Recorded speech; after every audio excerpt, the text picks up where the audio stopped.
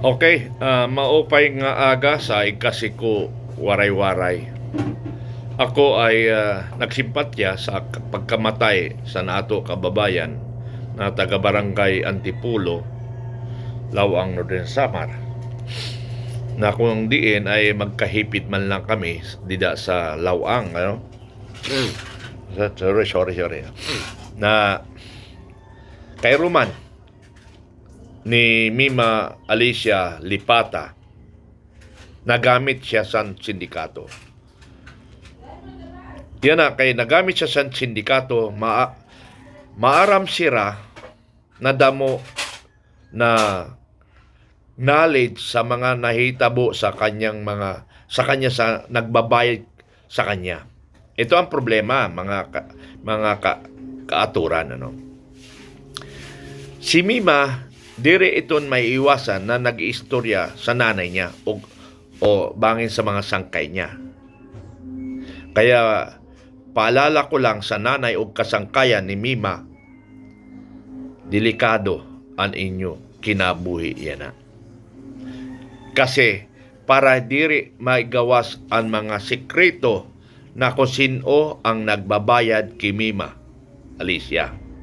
So kung sino ang nagbabayad kay Mima, yan na, isa-isa na nagawas ang kamaturan.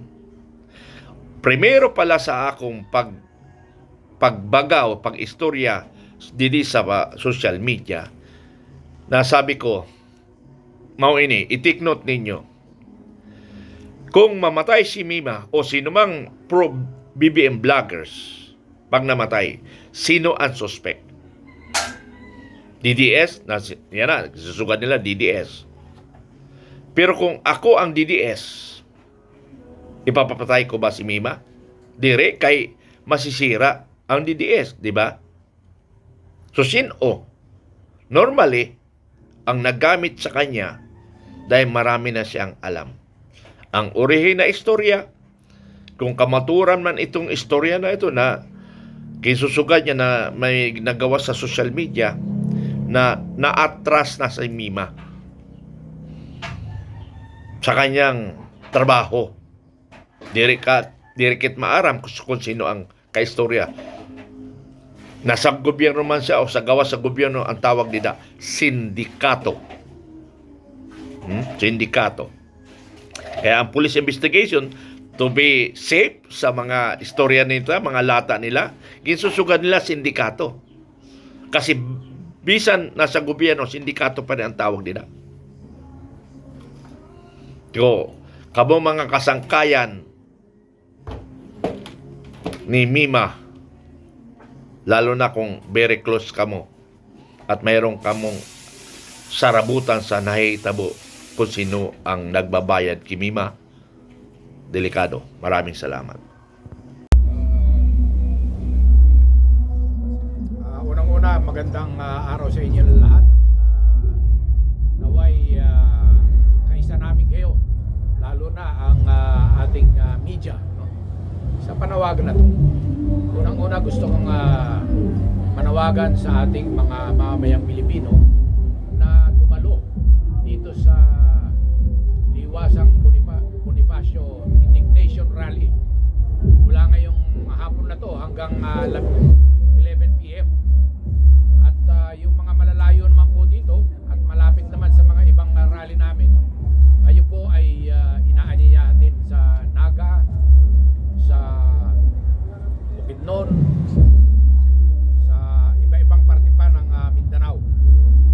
Gusto ko lang iparating na itong aming indignation rally ay patuloy, linggo-linggo na magaganap hanggat hindi po nagbabago itong gobyernong ito.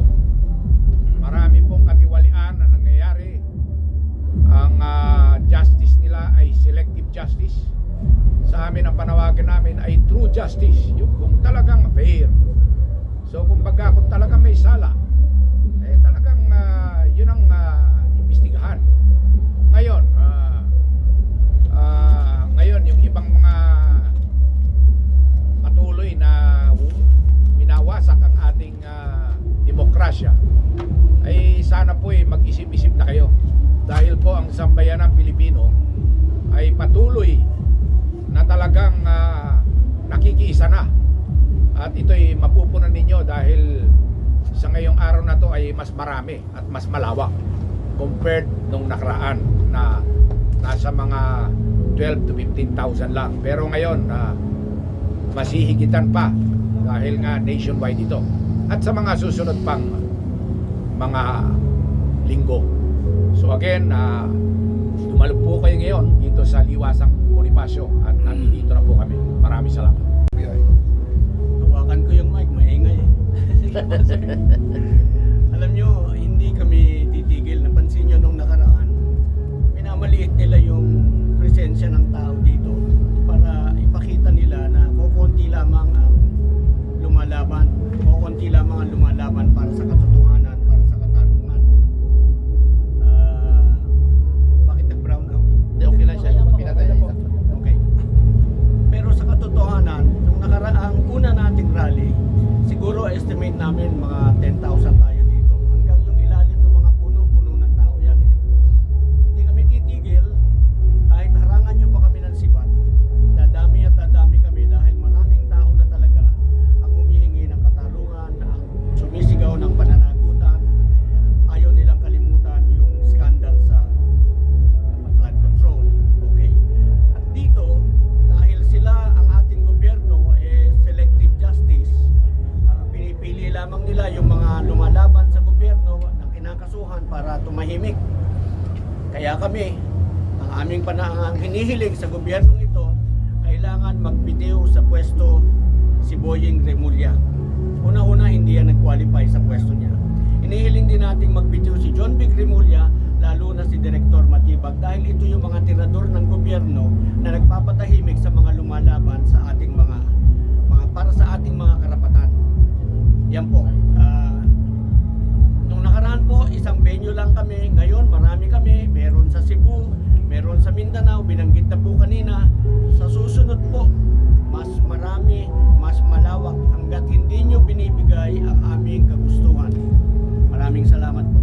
Sir, ano ko lang po yung question, no?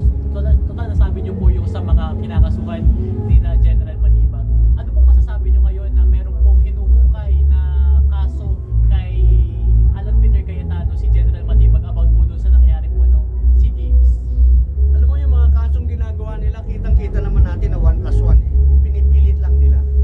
They just hahanap lang sila ng pwede nilang pasukan pagkatapos doon nila i-develop yung kaso. But actually, these cases will not stand. Kaya lang, kung sila yung nasa poder, kaya yun yung malakas ang loob nilang gawin. Which is why we're asking, yung mga taong responsible for doing this, they should be out. Dapat palitan sila para magkaroon ng patas at pantay-pantay na pagtingin. Hindi selective justice. Kinasuhan nila yung mga ito, kinulong nila, ang bilis-bilis. Pero yung mga naunang sinabi nilang hinug na, ready na, ano nangyari? Nung lumipat ng bakod, ano nangyari? Bakit? Bakit sila lang ba? Hindi gano'n. So yun yung hinihiling natin. Patas na pagtingin. Kung nagkasala. Halimbawa, impeachment ni Bibi Sara, tuloy natin yan. Pero mag-produce kayo ng magandang ebidensya. At kung nagkasala, ikulong natin dahil yun talaga ang nararapat. Pero kung walang kasalanan, huwag nating iwardi-wardi. Sa ligang batas ito, yun yung pinakamataas, pangalawang pinakamataas na opisyal ng bansa. At yung mga senado ang nakaupo dito para maghumusga. This is a very important constitutional duty. Yun po ang ating masasabi. Thank you so much, General. Malabasan. Okay, ang masasabi ko lang dito sa nangyayari sa ating bansa. Kaya nag-aalboroto ako at ang United People's Initiative kasi ginagago tayo. Anong ginagago tayo? Ayaw kong ginagago tayo ang tinatanga. Kaya paano hindi sasabihin natin ginagago at tinatanga tayo? Akala nila sila lang marunong. Biruin mo si Senador Marcolita, ilang milyon lang, 75 milyon hinabol. Pero ako, sa tainga ko, narinig ko 2 billion. Nasa inner circle ako ng campaign, yun ni Campino Marcos. Nasa inner ako. Ang kausap ko, si Martin Araneta. 2 billion. Hindi ko lang sasabihin muna yung pangalan kung sino nagbigay ng estudyante na ibinigay para sa campaign namin, gagamitin namin. Wala kaming ginamit. Ginamit ng tao. Yung 2 billion itinago ni First Lady. So yun lang ang aking pinag-albaruton nito dahil ginagago ang Pilipino. Payag ba tayo na ginagago tayo? Hindi. Hindi tayo dapat magpagago. Yun lang. Maraming salamat. Thank you so much po, sir. Sir,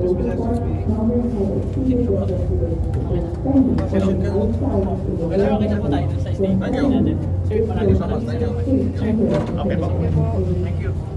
siya nagpapiglang namatay. Tama po na, General.